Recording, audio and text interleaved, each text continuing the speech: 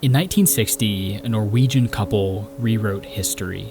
Helga and Anne Ingstad, explorer and archaeologist. They're sailing up the coast of North America, following clues from a legendary story written nearly 1,000 years ago, and they're determined to find evidence proving that this story is true. Today, I'm driving about 4 hours way up to the very northernmost end of Newfoundland to check out a spot that I've really wanted to see for years. It might just be one of the most interesting archaeological sites in the entire world. 1,100 years ago, the medieval warm period brought warmer temperatures to much of the North Atlantic. Sea ice moved north, followed by the Inuit who depended on it. Farmland expanded, and the Norse population in Scandinavia grew. They built ships that could venture into the ocean and began sailing west, eventually colonizing Iceland and Greenland. And they chronicled their voyages in the Norse sagas. The sagas tell of Eric the Red, who first explored Greenland in 982. With help from his son Leif, he spent the next 30 years establishing colonies here. In 986, explorer Bjarni Herjolfsson returns to Greenland with reports of new lands to the west. And in 1001, Leif and around 30 companions set out to locate them. They find several places: Helluland, or the land of flat rocks, Markland, or the land of woods, and finally Vinland, the land of wine. Here they find gentle hills near the ocean, meadows, forests, a lake, and streams filled with salmon. They build a village and spend years making excursions into the surroundings. They encounter people they refer to as Skraelings, or savages, encounters that quickly turn violent, contributing to their decision to abandon Vinland just a decade after their arrival. In the 1960s, Norse colonization of Greenland was already proven, but claims of expeditions further west were taken much less seriously. The sagas were known to blend history with legend, and no archaeological evidence had been found. In a small fishing village at the very northern tip of Newfoundland, a local resident named George Decker tells the Ingstads about a series of strange hills, strikingly similar to the remains of Norse villages found in Greenland and Iceland. They spend the next 7 years excavating, uncovering 8 buildings and more than 100 items, pieces of a ship, a stone lamp, a whorl for weaving, and a brass pin with a distinctively Norse design. I remember as a kid, my dad telling me about some leaf fellow who had beaten Columbus to the Americas and beaten him by like 500 years, which blew my mind as a kid. Because obviously that didn't square that well with what I learned about Columbus as like a first grader. Of course, these are just very cool replicas, but the actual archaeological site is right over here.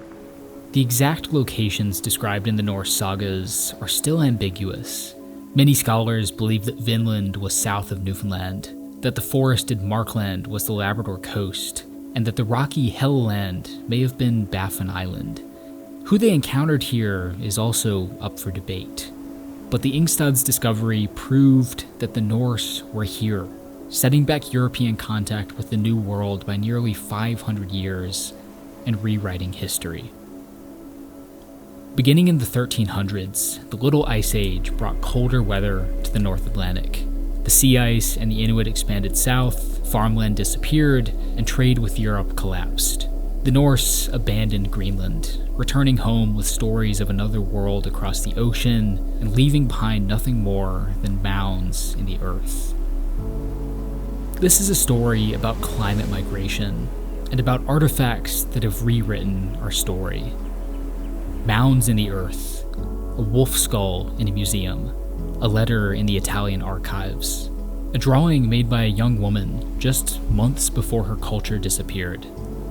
The Norse settlement in Newfoundland was one of the most significant archaeological discoveries of all time, but it is just the tip of the iceberg. It is remarkable how many of us have come here, and how much we have learned about ourselves from this island at the edge of the world.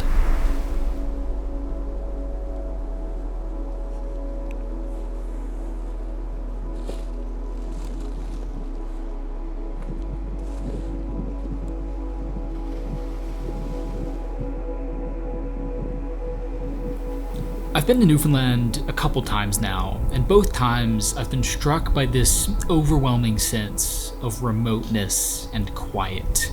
It feels like standing at the edge of the world. And as a filmmaker telling stories about unique places, the impossible goal that I'm always aiming for is to adequately convey that, how it feels to be there. By far, one of the most powerful tools for doing that is sound. So I want to walk you through how I set up the sound design for this project using the sponsor of today's video, Epidemic Sound. Epidemic Sound is the best sound tracking platform for every creator. I've been working with them for over 6 years now, and they're my source for all of the sound effects that I use in my work. This is the timeline for this video, and I'll zoom in on the intro. A lot of these sounds are here to create atmosphere. The wind, the ocean waves, the grass moving. Some are more imaginative.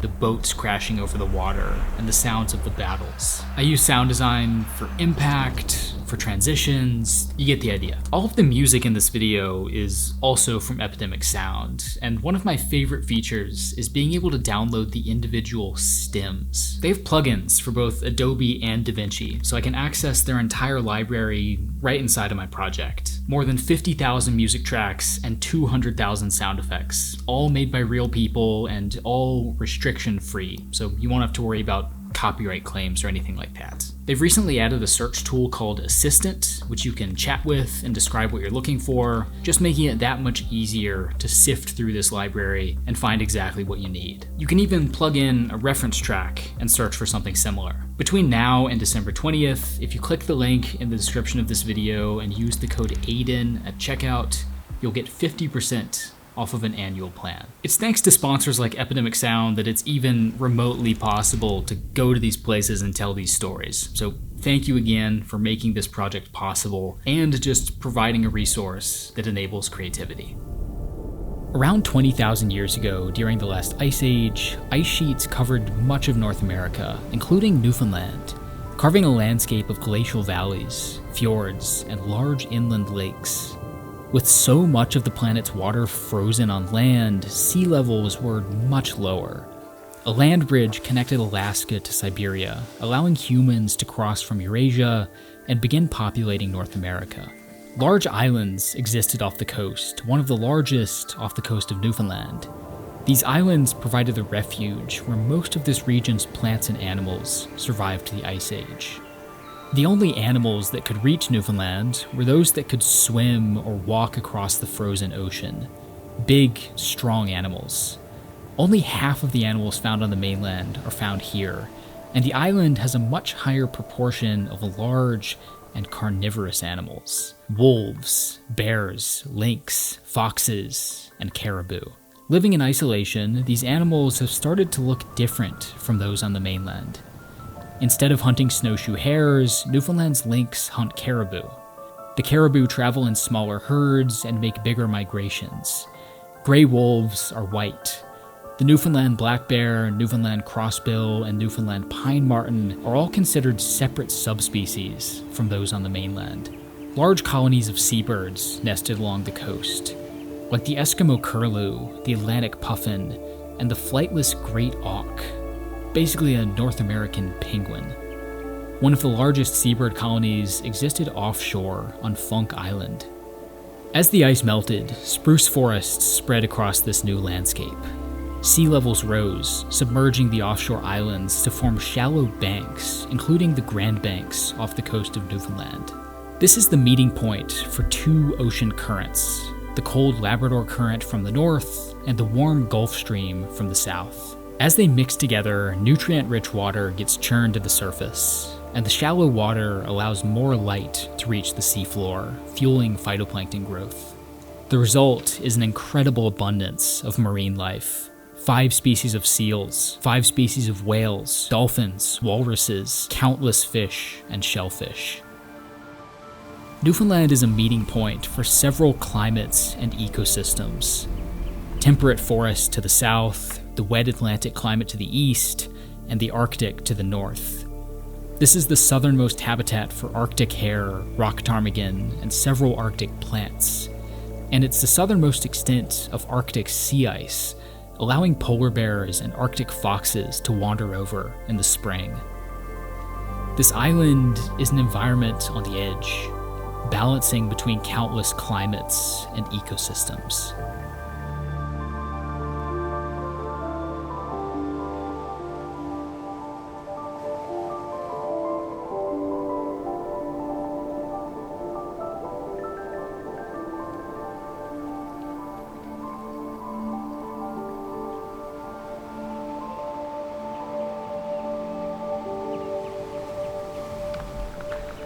I am on this tiny little spit of land way up here in northern Newfoundland. It's very quiet, very sparse, got a sleepy little fishing town and not much else. The last stronghold of the ice was in Labrador. Humans arrived here about 9,000 years ago, just as the ice was starting to melt. They settled on the coast, and by around 7,500 years ago, a unique culture had emerged. Between 5,000 and 6,000 years ago, they crossed over to Newfoundland, the last place in North America to be reached by humans. This little spit of land is probably where they first settled. The narrow channel here acts as a funnel for migrating whales and seals, making this a perfect location for hunting. The site was discovered accidentally in 1967 during an excavation for a movie theater.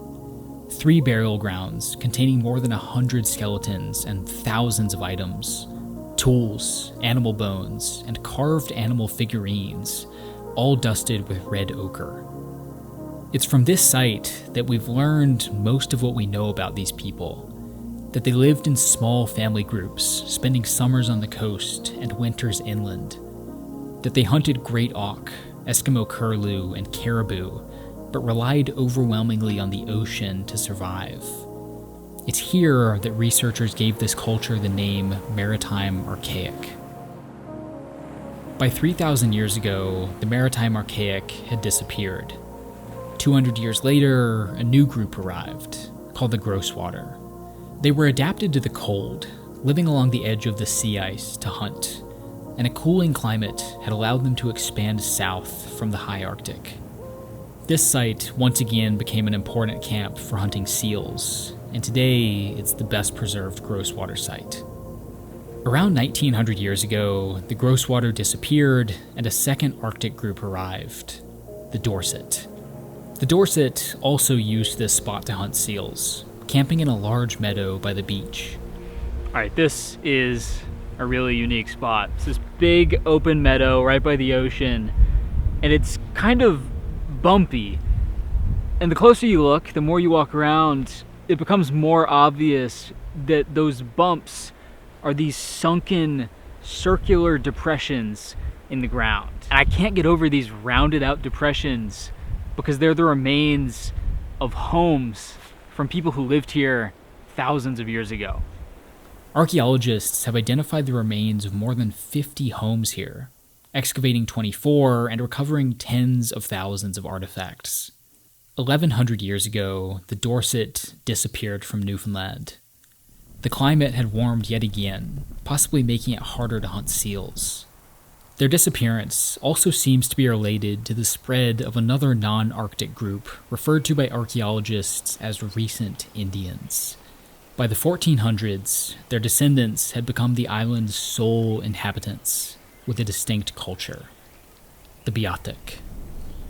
They spent summers on the coast, fishing, hunting seals and whales, and traveling to offshore islands to gather bird eggs.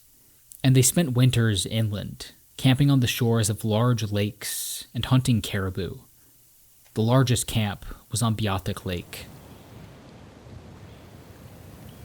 As the Beothuk culture is emerging, European merchants are sending increasing numbers of ships into the ocean. But they aren't looking for faraway lands. They're looking for cod. They begin in the North Sea, Celtic Sea, and Bay of Biscay, eventually expanding to Norway, the Faroe Islands, and Iceland, which becomes a key fishing ground. The most successful fishers are from the Basque region on the coast between France and Spain. As the fishery expands, the port city of Bristol emerges as an important midpoint. In the 1400s, the Little Ice Age brought colder temperatures to Europe. Bad weather and expanding sea ice made it difficult to fish Iceland's waters. Cod is very sensitive to water temperature and appears to have migrated south. At the same time, the Hanseatic League was taking over the Icelandic fishery and pushing competitors out, including Bristol. In 1480, Bristol began sending expeditions west to search for new fishing grounds and a fabled island west of Ireland. The search eventually led them to an Italian sailor named Giovanni Caboto, more widely known as John Cabot. Everything we know about Cabot comes from about 25 historical documents.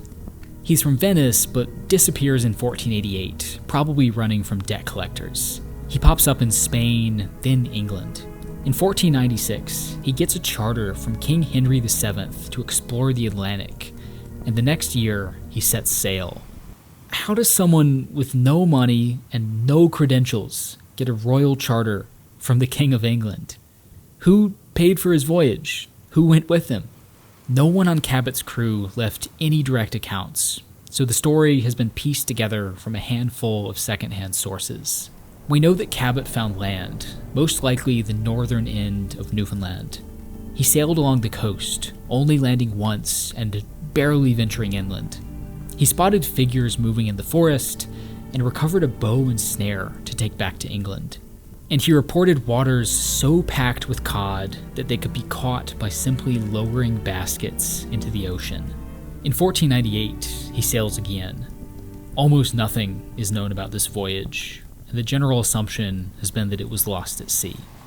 There are several pieces of evidence suggesting Cabot may not have been the first to reach Newfoundland. After Basque fishers left Iceland, they kept returning to Europe with cod from the western Atlantic. Perhaps they had already found Newfoundland's cod-infested waters and just chosen to keep their fishing spots secret. The most compelling piece of evidence is a letter from an English merchant named John Day to one Christopher Columbus, discussing Cabot's voyage. He writes, quote, "It is considered certain that the said land was found and discovered in the past by the men from Bristol," suggesting the voyages in the 1480s had found Newfoundland. If so, they wouldn't have just beaten Cabot. They would have beaten Columbus. It is both completely possible and completely unverified. In the early 1960s, English historian Alwyn Ruddock finds something in the Italian archives, a previously unknown document about John Cabot. She spends decades looking for more, and finds it. 21 new documents, nearly doubling the total number. From these documents, she learns that a prominent Italian friar connected Cabot to King Henry VII, that both Bristol and Italy financed his voyages. She knows who sailed with him. She discovers a previously unknown explorer, William Weston, who sailed to Newfoundland in 1499, and she finds new evidence that Bristol's early voyages beat Cabot to the New World. Ruddock has even learned what happened during the 1498 voyage. That Cabot sailed with a group of Italian friars and established a colony in Newfoundland, the first in North America. He then spent 2 years following the Atlantic coast to Venezuela before returning to England in 1500. In Ruddock's own words, this, quote, turns the story of the early Bristol voyages upside down. But such big claims require evidence, and Ruddock isn't willing to share hers just yet. She keeps her sources secret, working on a book that will present everything. In 1992, she signs a contract with the University of Exeter Press and prepares to publish a book that will rewrite history. Cabot was followed by other explorers who made Europe's first impression with the Beothuk. French explorer Jacques Cartier traded and made the first written description of them. Other explorers kidnapped them and took them back to Europe. Next to arrive were fishing boats, English, French, Portuguese, and of course, Basque. By the 1530s, they were operating several fisheries along Newfoundland's coast and had begun hunting whales. Fishers worked in small open boats in cold and wet weather, spending days without sleep hauling cod out of the water. Ships capsized and crews drowned. Others became trapped by sea ice and were forced to spend the winter in Newfoundland, facing starvation and exposure. When fishers returned to Europe each winter, they left fishing gear behind. The Beothuk thought the gear was abandoned and used it themselves. Fishers assumed they were thieves, raiding and burning Beothuk camps to retaliate. The growing fishery logged spruce forests, hunted seabirds, and decimated whale populations. Newfoundland cod flooded European markets. It fed and funded imperial conquests around the globe, and the Grand Banks quickly became the largest fishery in the entire world. In the late 1500s and early 1600s, England took control of the entire fishery, forcing Basque fishers out. The following decades saw more attempted colonies in Newfoundland. Most settlers fished in the summer and moved inland in the winter to cut timber and trap furs. The Beothuk quickly abandoned the south and east coasts where settlement was concentrated. Despite England's claim to the island, France kept fishing on the north and west coasts, once again pushing the Beothuk out. In 1662, they established a military base at Plaisance, marking the beginning of over a century of on and off war. England set up a naval base at St. John's. Fishers traveled in larger fleets and armed their ships. In Nova Scotia, France had allied with the Mi'kmaq. Mi'kmaq began settling in southern Newfoundland to help France fight England. Innu from the Arctic began visiting northern Newfoundland to trap furs. The island was getting crowded. The 1713 Treaty of Utrecht established English ownership of Newfoundland, but allowed France to continue fishing. And in the 1783 Treaty of Paris, France gave up all of its territory in Canada just to continue fishing in Newfoundland. As settlement progressed, the Beothuk faced competition for seals, salmon, and bird eggs, and lost most of their access to the coast, eventually becoming restricted to Notre Dame Bay. Many died of tuberculosis or were shot by fishers and fur trappers. In the early 1700s, European fishers arrived in Notre Dame Bay. With their last coastal refuge gone, the Beothuk were trapped in the interior and completely reliant on caribou to survive. In the late 1700s, fur trappers pushed deeper into Newfoundland's interior, and violence against the Beothuk became extreme. Magistrate John Bland investigated reports of murders by a prominent fishery owner named John Peyton and a group of fur trappers. The men's own testimonies describe shooting a child and leaving him to die, beating a wounded man to death with a fur trap inside his home. Without physical evidence, Bland was unable to prosecute them. Years later, the same men described chasing a group of Beothuk into their homes and shooting them. Newfoundland's leaders fear that the Beothuk will soon disappear. They issue proclamations threatening those committing acts of violence, but without real consequences, it's meaningless. In 1792, a colonist shoots at a group of Beothuk gathering eggs from Funk Island. Reports from 1800 tell of hundreds driven onto a narrow piece of land and massacred. They murdered pregnant women, children. This wasn't territorial conflict or resource competition. It was genocide, plain and simple. By 1800, just 70 people remained, restricted entirely to Beothuk Lake. Newfoundland's governors hatched a plan to capture someone who could be taught English and act as an interpreter, and offered a bounty for anyone captured alive. An expedition captured a woman named Shenoditit, along with her sister and mother. Shenoditit's sister and mother soon died, and she began working in Peyton's home as an unpaid maid. In 1827, Newfoundland explorer William Cormack forms the Beothuk Institute, hoping to rescue any survivors. He makes extensive expeditions into the interior with Mi'kmaq and Innu guides, crossing the entire island on foot and finding dozens of abandoned camps at Beothuk Lake. Realizing that Shenoditit is likely the last member, Cormac has her brought to his home in St. John's. She spends months here, making drawings and providing descriptions of her people's culture and history. Much of what we know about them comes from her.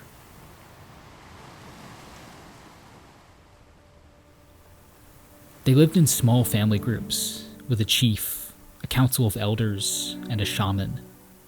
They built circular homes called mamatiques. They hunted caribou by bending trees over and interweaving their branches to form natural fences up to 50 kilometers long. The fences herded migrating caribou into the water, where they were hunted from canoes. Their canoe design was unique, hinging in the middle. They used the caribou hides to make winter clothes and traveled on snowshoes. They used red ochre to color their bodies, tools, and graves, and decorated burials with figures carved from bone, many depicting animals. Shenandoah drew religious items, but it's not clear how they were used. Knowledge of the Beothuk language is limited to 325 terms. We don't know what they called the great auk or the caribou, their name for the ocean, or for Beothuk Lake. Shenandoah said they were taught from childhood to value revenge, to never forgive those who mistreated them. And she said they believed in an afterlife, a good life on an island.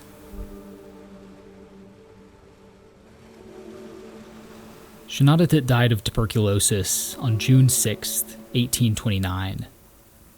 She was buried in a church cemetery in St. John's. In the early 1900s, the cemetery was covered by a railway and eventually a city street. The exact location of her grave is unknown. Cormac left Newfoundland. He also took his research, much of which is now lost. Maybe someday we'll find it and learn just a little more about the people who used to call this island home.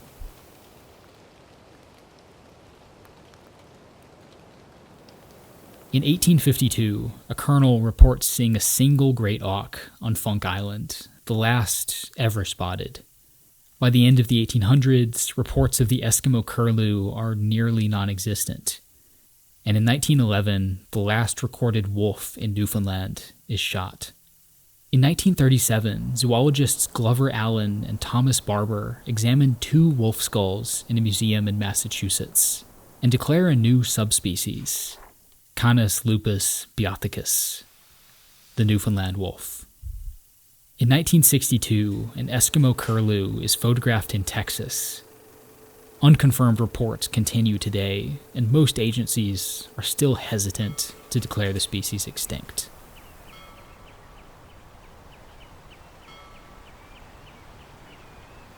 The Grand Banks remained the world's most successful fishery for over 400 years.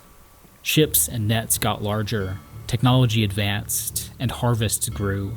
Small family operations were steamrolled by industrial trawlers and processing plants. Canada increasingly leased out the Grand Banks, allowing ships from abroad to fish here. In the 1960s, the harvest hits a record high and then immediately tanks. In the 1970s, researchers and government agencies begin issuing alarming reports. Overfishing without proper regulation has stretched the resource beyond its limit, and the cod stocks on the Grand Banks are disappearing. By the end of the 1980s, only a fraction of the cod remains, and in the early 1990s, the population is nearing extinction. July 2nd, 1992. John Crosbie, Canada's Minister of Fisheries and Oceans, announces a moratorium on cod fishing in Newfoundland. A $700 million industry disappears overnight. 30,000 people are out of work. This situation is not our fault, Mr. Crosby. This situation is not our fault. No, it's the government's mismanagement. It's mismanagement. I didn't take the fish from the goddamn water. A lot of people's homes are going to be gone, cars gone. This is going back to their soup kitchen days. Within a decade, Newfoundland's rural population had fallen by 47,000, an 18% decrease.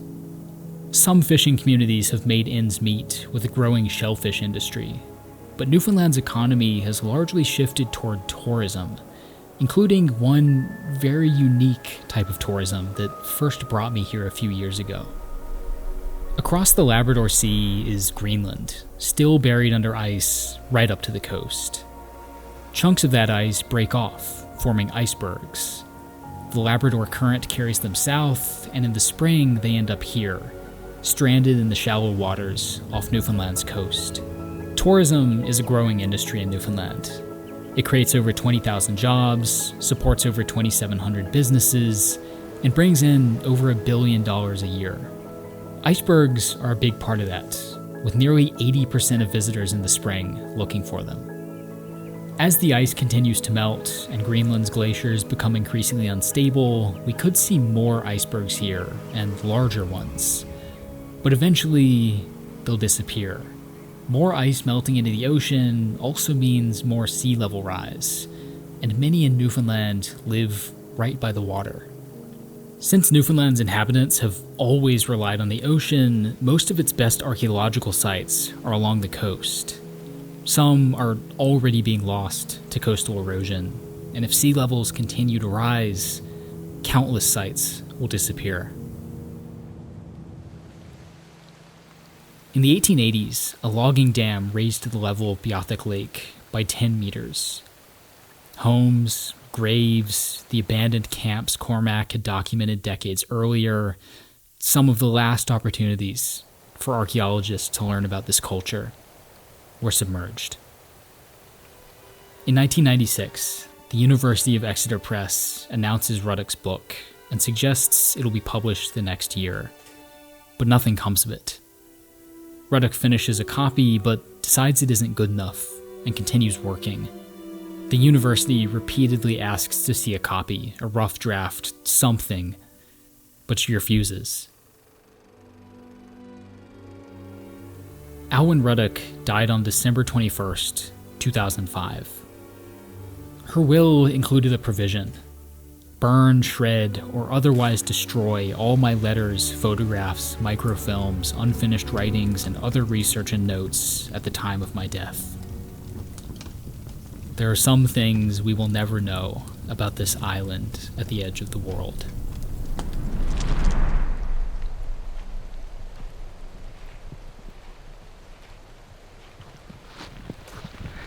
I am walking down the shore of Beothuk Lake, hoping to find a very interesting archaeological site, one I had to do a lot more digging to find. In 2016, archaeologists found a previously undocumented Beothuk site on the shores of Beothuk Lake. It contained spears used to hunt caribou and a harpoon tip used to hunt seals. This was one of the last sites occupied as the Beothuk disappeared, so the harpoon tip is significant. It suggests that they still made trips to the coast, even in their final years. This is quite the place. It's this clearing just right by the shore of the lake. You can just very clearly make out this circular depression where one of these homes used to be, one of these mammotiques. Today, a hydropower dam continues to raise the level of Beothuk Lake, threatening homes on the lakeshore and this site. Several of Newfoundland's First Nations have oral stories tracing their family histories back to the Beothuk, including the Mi'kmaq. In 2020, they began a research project to study genetic links between their own members and the Beothuk. They found that the Beothuk have living descendants today. The study also found that the DNA of the maritime Archaic still exists in Newfoundland today. In 2006, historian Evan Jones approached Alwyn Ruddock's publisher, hoping to find something relating to her book. All they had was a 7-page synopsis outlining her claims and providing vague hints about her sources. Jones followed the trail, and other historians and archaeologists joined him, eventually forming the Cabot project. In 2010, they found and published 2 new documents supporting Ruddock's discovery of the previously unknown explorer William Weston. In 2012, they found a document proving that Cabot did have both English and Italian investors. Other research suggests her claim that Cabot returned to England in 1500 is probably true as well. If continued research shows Ruddock's other claims to be true also, it would turn the story upside down. For tens of thousands of years, changes in the Earth's climate have moved people around the globe. Many of them have ended up here. Most have been transients, moving with the seasons, coming and going as the ocean has frozen and thawed. They've left behind clues, hints of when and why they came here, who they were. Many of these clues have been lost, but surely some remain, buried below mounds in the earth, or buried in archives, waiting to rewrite our story once more. There is so much left to learn about this island in the middle of the world.